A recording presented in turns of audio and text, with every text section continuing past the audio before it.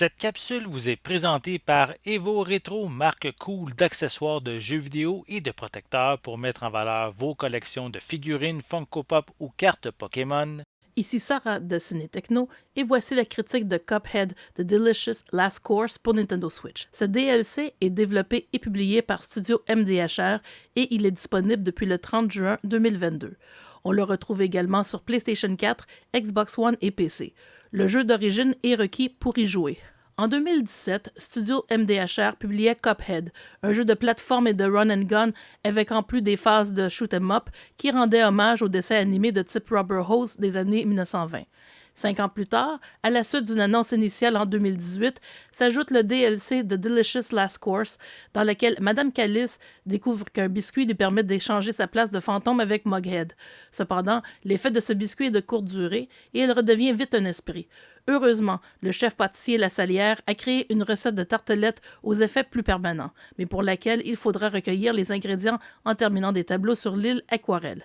Par ailleurs, on obtiendra le biscuit astral qui permettra de jouer en tant que Madame Callis, aussi bien dans l'extension que dans le jeu d'origine. Pour accéder au DLC sans terminer le jeu principal, il suffit de terminer n'importe lequel des mausolées pour déverrouiller un personnage non jouable qui mènera à la quête de Madame Callis. Par contre, même s'il est toujours possible de choisir le niveau de difficulté des tableaux, pour réussir la mission de recueillir les ingrédients de la tartelette, il faudra tout terminer en difficulté normale. Le hic, c'est que ce DLC saura mettre au défi même les joueurs invétérés de Cuphead.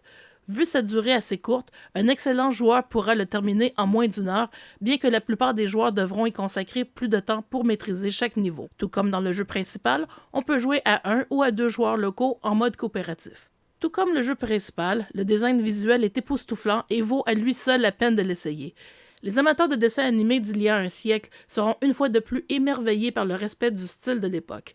La trame sonore jazzée donne encore plus de relief au jeu, tout en offrant un rythme qui colle bien au feu de l'action. La traduction française est excellente et s'éloigne suffisamment du texte anglais pour donner l'impression qu'il s'agit de la langue d'origine du jeu, ce qui témoigne de sa qualité.